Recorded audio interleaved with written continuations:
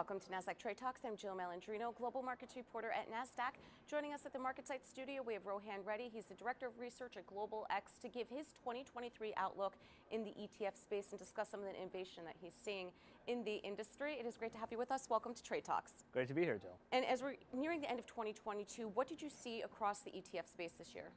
It was a tremendous year for the entire ETF industry. Global ETF assets at the end of 2021 reached $10 trillion.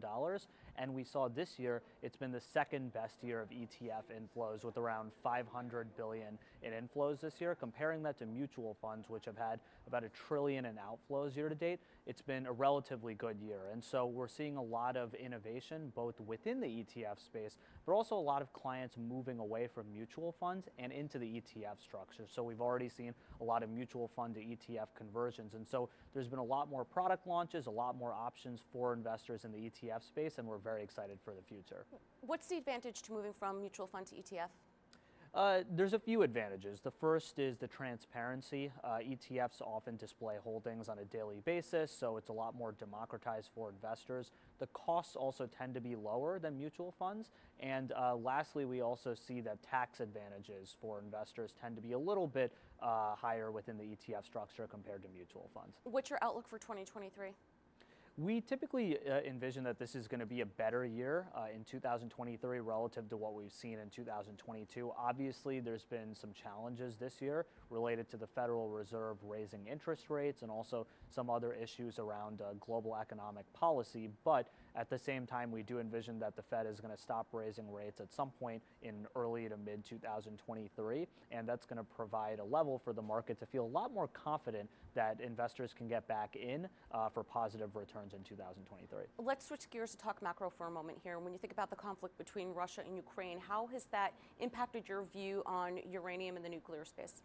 We now think that uranium, it's had a lot of benefits for a number of years now, but the light is really shining on the entire space as a key solution in this energy security crisis that we're facing right now with the Russia-Ukraine war. So what we're seeing is investors are starting to look at uranium, and also governments as well, as having a lot of key advantages relative to other sources, even compared to renewable energy sources like wind and solar. So first, it's a source of large-scale power.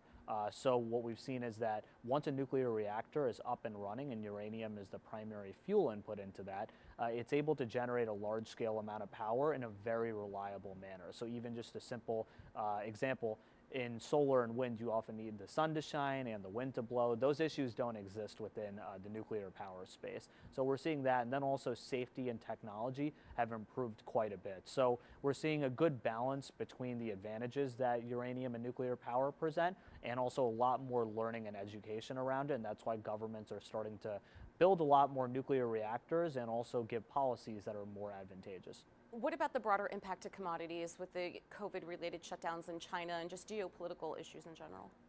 China obviously has a huge impact on the global economy. It's the second largest economy in the world.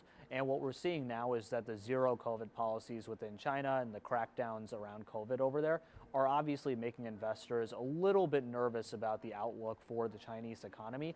The good news is that this is largely isolated towards the Chinese economy. So even though China does have a very large impact on things like commodities and like the overall global demand story, most of the time this has been isolated in those markets as a whole. So we do think that the oil markets right now are those that are probably going to be the most affected. However, given the outlook, it seems that most investors have turned very cautious on China right now. What we're seeing in terms of floor pricing for a lot of commodities, we don't see that floor getting much lower from here. So we actually see upside potential as being much more positive, just given that sentiment towards China has turned a little bit sour at the moment. And let's wrap with strategy here. How do you think investors are going to diversify as we kind of work through a higher interest rate environment and market volatility?